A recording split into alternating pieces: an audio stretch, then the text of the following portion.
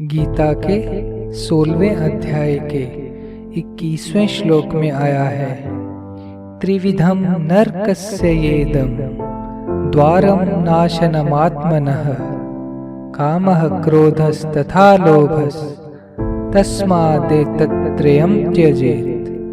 अर्थात हे अर्जुन, काम, क्रोध तथा लोभ यह 3 प्रकार के नरक के द्वार आत्मा का नाश करने वाले हैं, अर्थात अधोगति में ले जाने वाले हैं। इसलिए इन तीनों को त्याग देना चाहिए।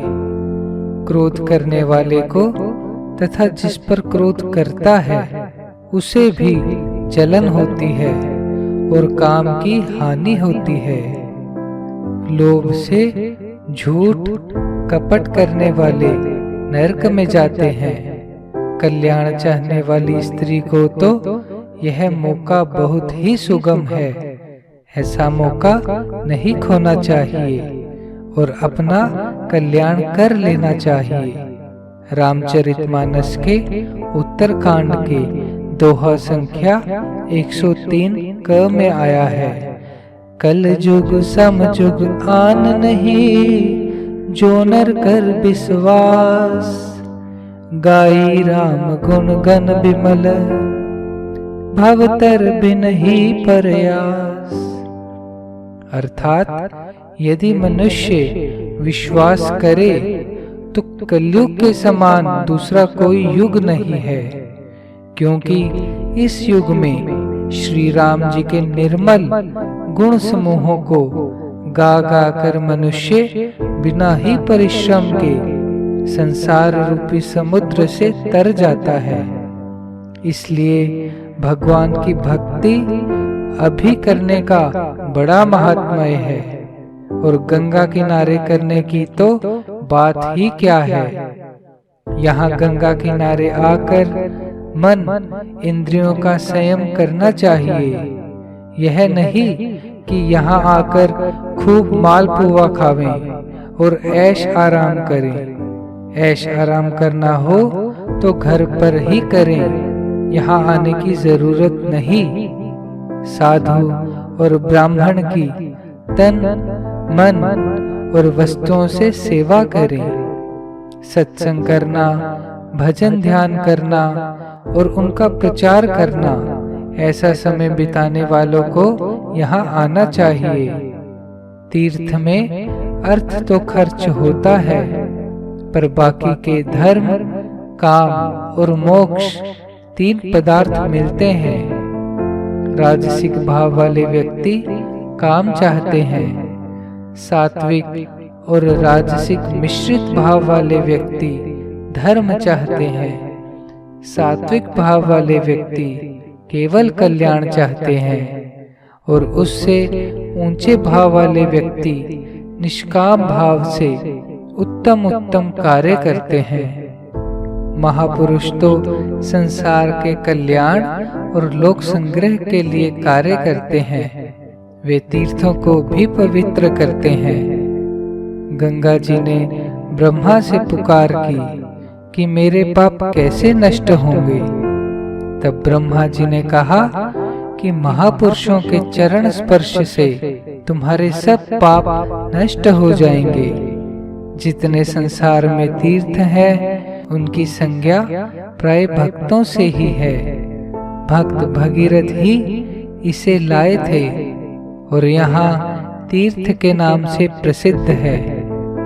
जैसे भगवान अवतार लेते हैं, उसी तरह महात्मा साधु भाव वाले व्यक्तियों के कल्याण के लिए फिरते हैं और दुष्टों की बुद्धि भी सुधारते हैं, उन्हें मारते नहीं।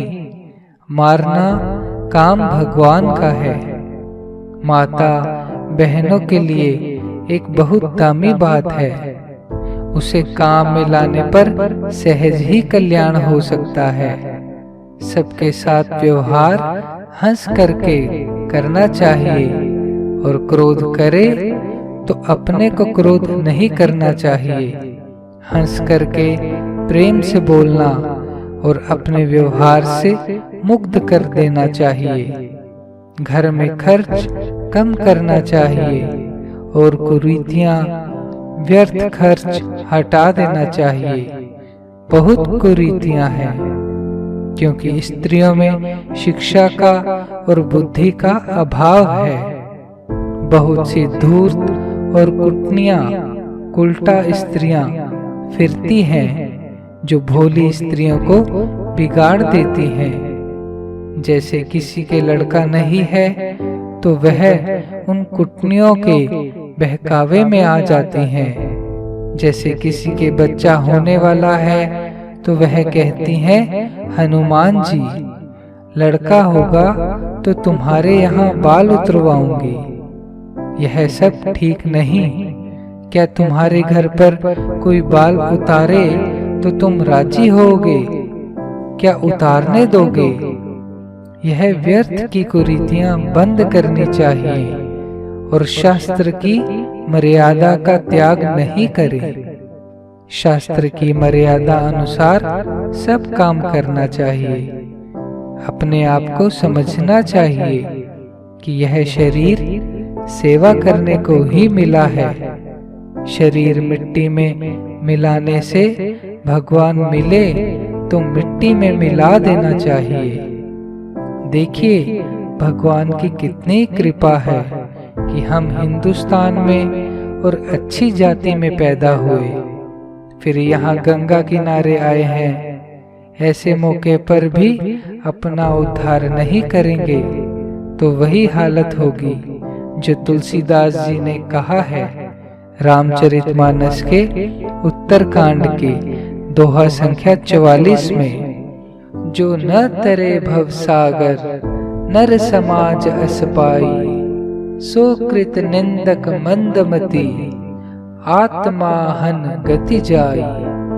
अर्थात जो मनुष्य ऐसे साधन पाकर भी भव सागर से न तरे, वह कृत घन और मंद बुद्धि है और आत्महत्या करने वाले की गति को प्राप्त होता है।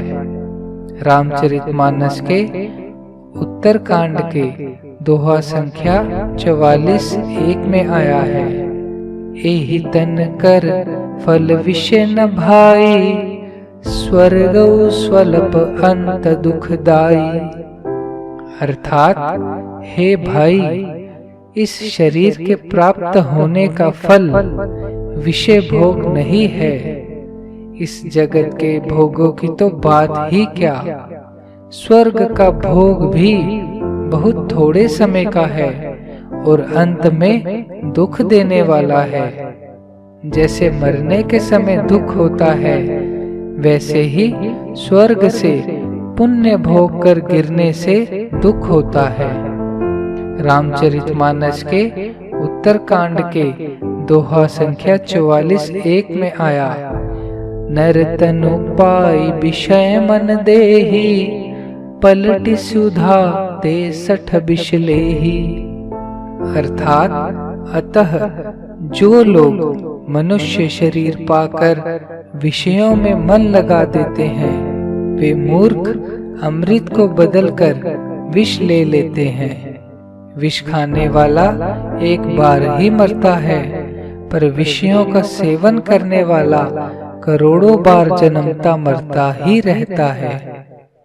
जो मनुष्य शरीर को पाकर खाने पीने, स्वाद, शौकीन में समय बिताता है, तो उसमें और पशु में क्या अंतर है। मखमल के गद्दे पर जो सुख आता है, वही गधे को राख पर आता है। उस मनुष्य के जीवन को, उसके माता पिता को धिक्कार है। जो ऐसे सुख में समय बिताता है, उत्तम गुण परमात्मा की प्राप्ति में सहायक है। जिनमें गुण नहीं, उनकी ऐसी दशा होती है। ये शाम न विद्या न तपो न दानम, ज्ञानम न शीलम न गुणो न धर्मः, ते मृत्यलोके भुवि भारभूताः, मनुष्य रूपेण मृगाश्चरन्ति। अर्थात जिसके पास न विद्या है, न तप है, न ही वह कोई दान करता है तथा उसके पास कोई ज्ञान, शील, गुण और न तो धर्म का आचरण ही है। वे तो इस मृत्यु लोक में धरती पर भार स्वरूप ही हैं और मनुष्य के रूप में पशु की तरह ही रहते हैं।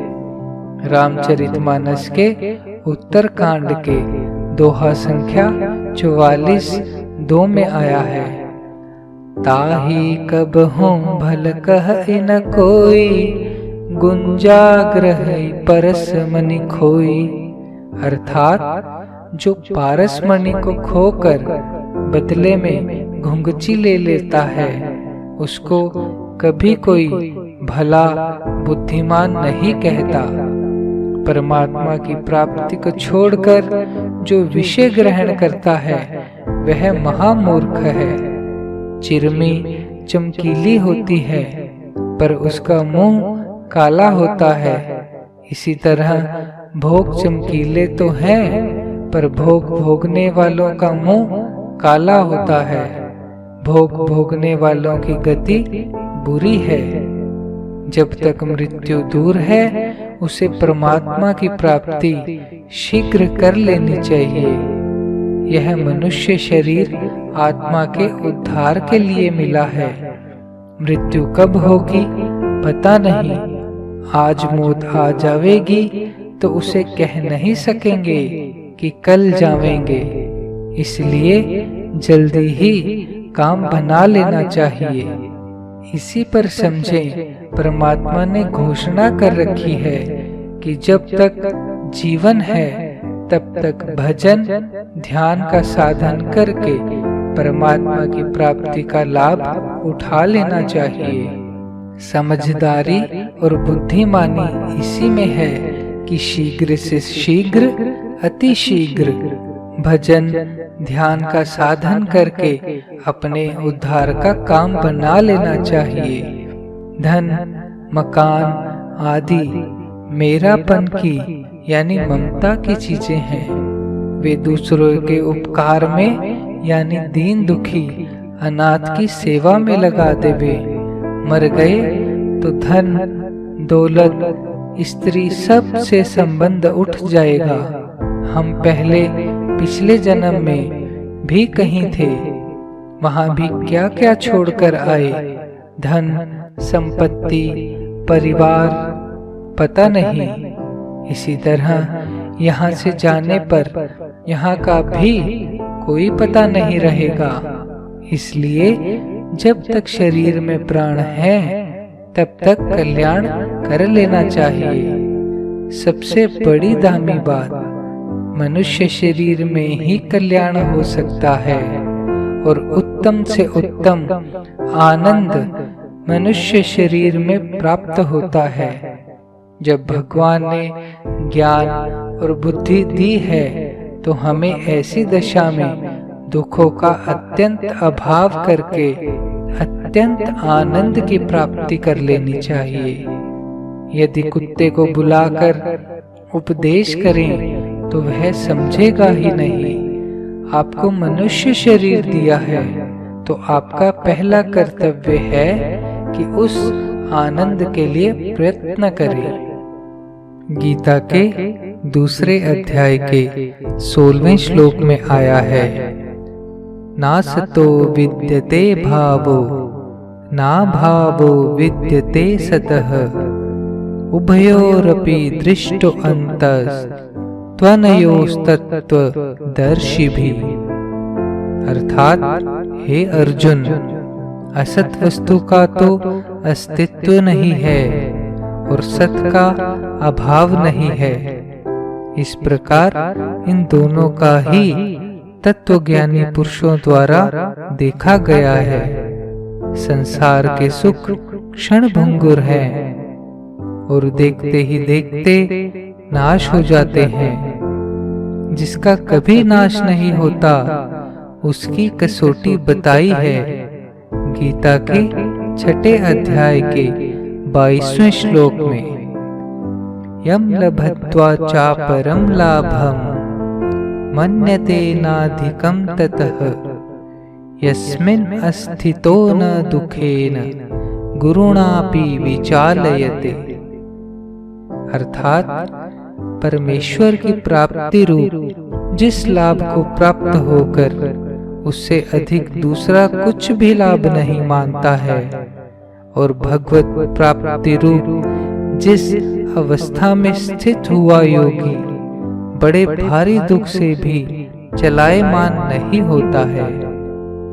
भक्त जिस परमानंद को पाकर उससे बढ़कर किसी आनंद को नहीं समझता, अन्य संसार के जीव सुख भोगते हैं पर और सुख मिल जाए इसकी इच्छा रहती है, पर परमात्मा का सुख ऐसा है कि उसमें अलम पूर्ण तृप्ति हो जाती है।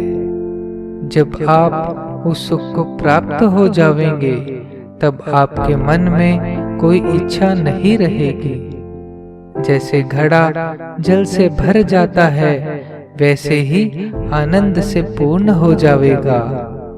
दूसरी कसौटी यस्मिन् अस्थितो न दुखेन, अर्थात भगवत प्राप्ति रूप जिस अवस्था में स्थित हुआ योगी बड़े भारी दुख से भी चलायमान नहीं होता है। जिस परमात्मा में स्थित हुआ मनुष्य बड़े से बड़े दुख से भी विचलित नहीं होता। तीनों प्रकार के दुखों का अभाव मुक्ति है। इतना ही नहीं, दुख से छूटकर आनंद की प्राप्ति होती है। गीता के 6 अध्याय के 23वें श्लोक में आया है, तम विद्यात् दुख संयोग वियोगम योग संगीतम स निश्चयेन योक्तव्यो योगो अनिर्वाण चेतसा। अर्थात जो दुख रूप संसार के संयोग से रहित है तथा जिसका नाम योग है उसको जानना चाहिए। वह योग न उकताए हुए चित्त से अर्थात तत्पर हुए चित्त से निश्चय पूर्वक करना कर्तव्य है। उस योग को जानना चाहिए। दुखों के संयोग का वियोग ही योग है, उसे जानना चाहिए। भगवान जोर देते हैं कि यह निश्चय करके करना कर्तव्य है। अनिर्वाण चेतसा, वैराग्य वाले चित्त से साधन करना चाहिए। याद रखना चाहिए हमें दुख प्रारब्ध से होते हैं। गीता के 2 अध्याय के 11वें श्लोक में आया है, अशोच्यानन वशोचसत्वम प्रज्ञावादाश्च भाषसे गतासून गतासूंश्च नानुशोचन्ति पंडिताः। अर्थात हे अर्जुन, तू न शोक करने योग्य के लिए शोक करता है और पंडितों के से वचनों को कहता है, परंतु पंडित जन जिनके प्राण चले गए हैं उनके लिए और जिनके प्राण नहीं गए हैं उनके लिए भी शोक नहीं करते हैं। इससे यह सिद्ध होता है कि शोक अज्ञानी करते हैं। आने वाले दुखों का त्याग करना चाहिए। तस्य हेतु अविद्या, अविद्या अज्ञान, अस्मिता अहंकार, मैंपन, राग द्वेष अभिनिवेश, मरण भय, इन सारे दुखों की जड़ में अविद्या है। अविद्या के नाश से आनंद प्राप्त होता है। गीता के 10वें अध्याय के 10वें श्लोक में आया है, तेषां सततयुक्तानां भजतां प्रीतिपूर्वकं ददामि बुद्धियोगं तम येन मामुपयान्ति ते। अर्थात उस निरंतर मेरे ध्यान में लगे हुए और प्रेम पूर्वक भजने वाले भक्तों को मैं वह तत्व ज्ञान रूप योग देता हूँ कि जिससे वे मेरे को ही प्राप्त होते हैं।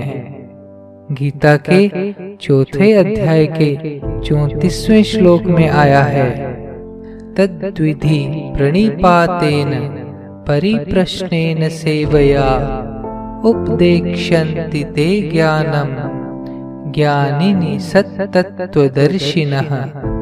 अर्थात इसलिए तत्व को जानने वाले ज्ञानी पुरुषों से भली प्रकार दंडवत प्रणाम तथा सेवा और निष्कपट भाव से किए हुए प्रश्न द्वारा उस ज्ञान को जान।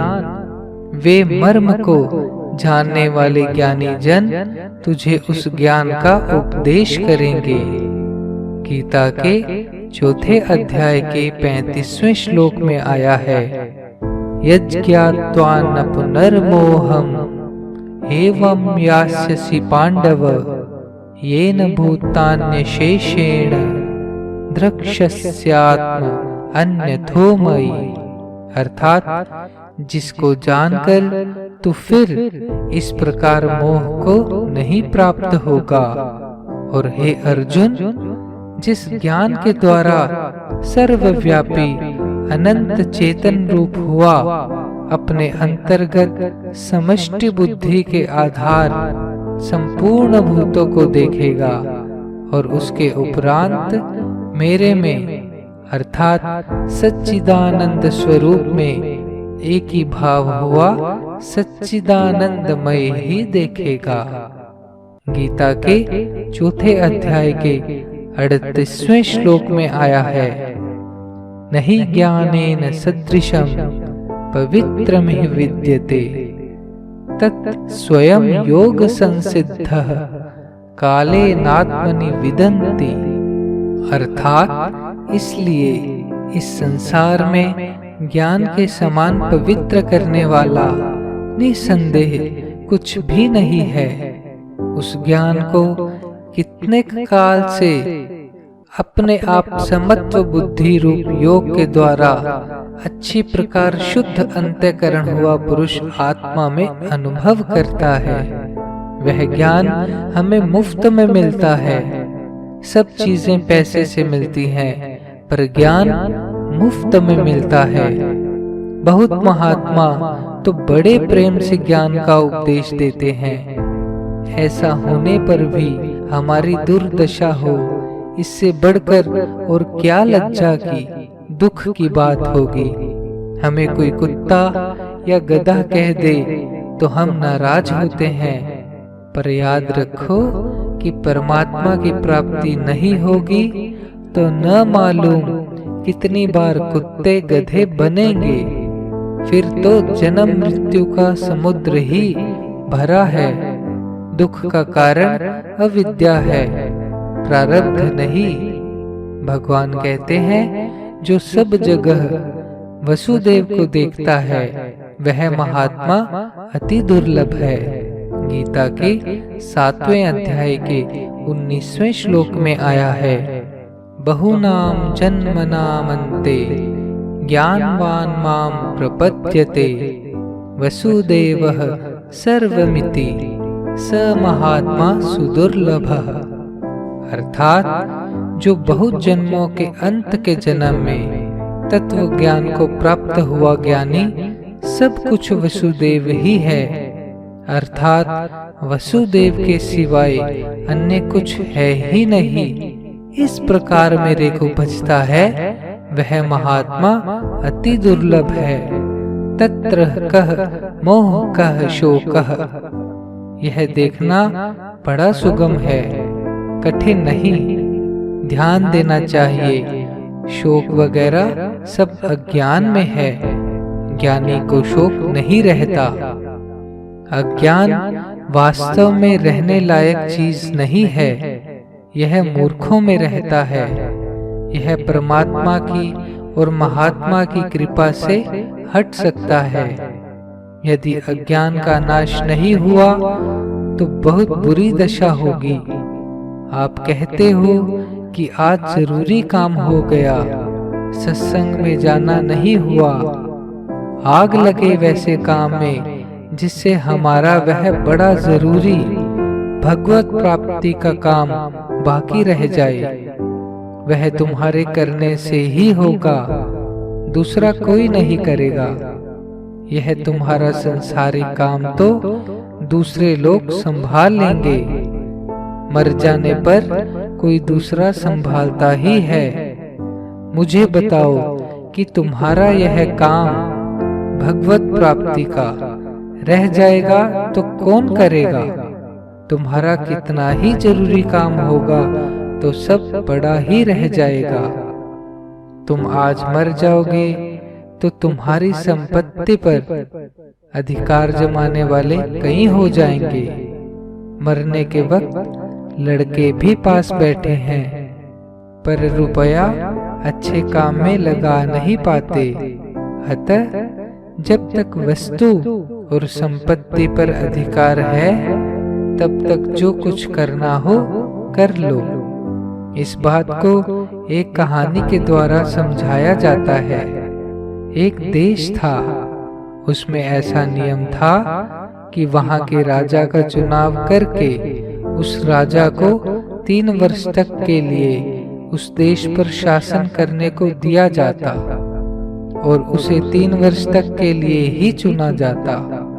3 वर्ष बाद में उस राजा को घोर जंगल में उस पार भेज दिया जाता, जिससे वह वापस इस पार आ ही नहीं सकता और वह वहां जंगल में ही मर जाता। ऐसा उस देश का नियम था। जो भोगी लोग थे वे इस बुद्धि से राजा बन जाते कि 3 वर्ष तक तो राज आदि का भोग भोगेंगे, आगे जो होगा देखा जाएगा। एक बार एक बुद्धिमान राजा आया। उसने आते ही गुप्त रूप से दूसरी तरफ का जंगल कटवाकर वहां आबादी बसवाई। धनियों और व्यापारियों को वहां बसा दिया और इस देश का सारा धन वहां खर्च करने लगा। धन और जन से उधर यहाँ से बढ़कर आबाद कर दिया। 3 वर्ष बाद वह हंसते हुए उस देश से विदा हुए। लोगों ने कहा, यहाँ से जो राज्य करके जंगल में जाता है वह रोता हुआ जाता है, आप हंसते हुए जा रहे हैं। उसने कहा, रो तुम, मैंने तो अपने अधिकार की चीजों का उपयोग कर लिया और अपना काम सदा के लिए बना लिया है और सदा के लिए उस देश का राजा हो गया हूँ। इस कहानी का यह मतलब लेना चाहिए, यह संसार राजधानी है, यह शरीर राजा का मिला है। परमार्थ का कार्य करना उस जंगल को आबाद करना है। इसका अभिप्राय यह है कि हमारे जो अधिकार में धन, जन, वस्तु, बुद्धि, सामर्थ्य आदि हैं, उनको दीन, दुखी, अनाथ, गरीबों की सेवा में लगाना चाहिए। ईश्वर ने हमें मनुष्य जीवन दिया है, अमूल्य समय, ज्ञान और बुद्धि दी है। यह समय बहुत कीमती है, इसे सबके हित में लगाना चाहिए। मरने पर मन, बुद्धि, इंद्रियां और प्राण जावेंगे, इसलिए ऐसी चेष्टा करनी चाहिए कि इनका सुधार करके इसी शरीर से हमारा कल्याण हो जाए। इसलिए मन, बुद्धि, इंद्रियां और प्राण का सुधार करें, यानी इन मन, बुद्धि, इंद्रियां और प्राण को भगवान में लगा देना चाहिए और चेष्टा करें इसी जन्म में कल्याण हो। ऐसा न हो तो योग भ्रष्ट यानी अच्छे कुल में मनुष्य का जन्म मिल जाए कि गति को तो प्राप्त हो जाए। भगवान ने गीता के अध्याय 6 श्लोक 40, 41 और 42 में अर्जुन के पूछने पर योग भ्रष्ट की गति का वर्णन किया है। विस्तार के लिए गीता जी में देखना चाहिए। इसलिए मन, बुद्धि और इंद्रियों का सुधार करना चाहिए। नेत्रों की अशुद्धता का सुधार करना चाहिए। हम जो बुरे फोटो आंख में भरते देखते हैं वे ही साथ जाएंगे, तो अच्छे फोटो भरने चाहिए। ये नेत्र दो कैमरे हैं, इनसे सारा फोटो हमारे हृदय में इकट्ठा होता है। मरकर फिर जाएंगे तो वही फोटो निकलेंगे। इसलिए पवित्र दर्शन करने चाहिए। क्या दिखता है? संसार, पर्वत, पहाड़ दिखता है। हरे रंग के चश्मे में सब कुछ हरा दिखता है। इसी प्रकार हरि के नाम का चश्मा चढ़ा लो तो सब संसार हरिमय दिखेगा। जर्रे जर्रे में, अणु अणु में परमात्मा दिखेंगे। फोनोग्राम रिकॉर्डिंग टेप में जो आवाज भरी जाती है, 1000 कोस पर ले जाने पर भी वही आवाज निकलेगी। वैसे ही आपकी जैसी आवाज भरी होगी, वही सूक्ष्म शरीर में संचित होकर आपके साथ जाएगी। इसलिए कानों के द्वारा परमात्मा के शब्दों को ही सुनना चाहिए। नेत्रों, कानों और मन के द्वारा परमात्मा को ही भरो, तो इसी जन्म के थोड़े हिस्से में आपका कल्याण हो जाएगा। नहीं तो अगले जन्म में तो हो ही जाएगा। आपके मन बुद्धि में जो पाप है, आवरण है, उसे नष्ट कर देना चाहिए। अभी आप जीवित हैं, अभी जीवन बाकी है, अभी आप मरे नहीं हैं। इसलिए आप जो चाहें अभी कर सकते हैं। आप अपनी बुद्धि को तीक्ष्ण, पवित्र, सूक्ष्म बना लेंगे तो आपका कल्याण हो जाएगा। ये मन, बुद्धि, इंद्रियां और प्राण आपके हैं। आप ही को इनके सुधार का काम करना पड़ेगा, दूसरा कोई नहीं कर सकेगा।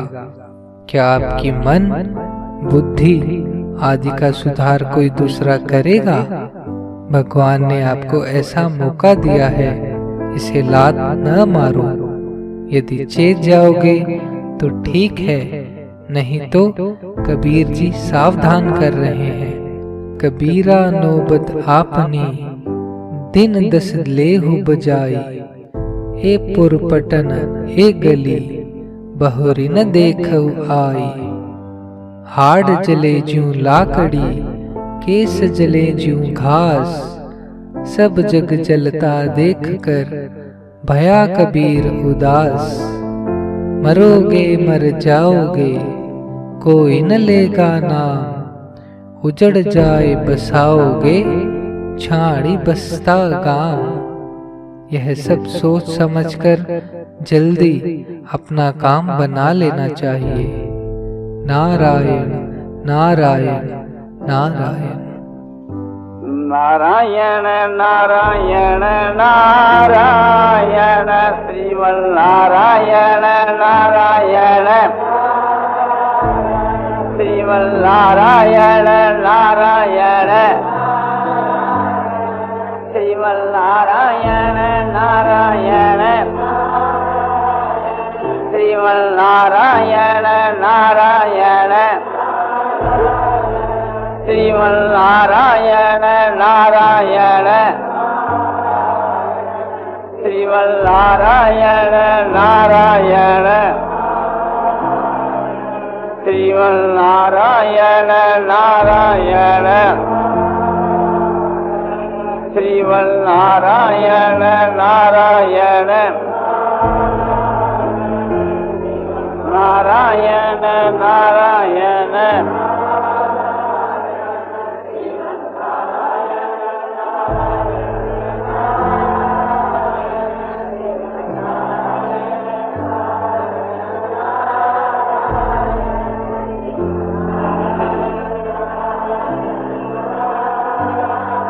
आनंदमय आनंदमय, पूर्ण ज्ञानानंद अपारानंद शांतानंद घनानंद अतलानंद ध्रुवानंद नित्यानंद बोधस्वरूपानंद ज्ञानस्वरूपानंद आनंद जी आनंद आनंद शांति शांति शांति।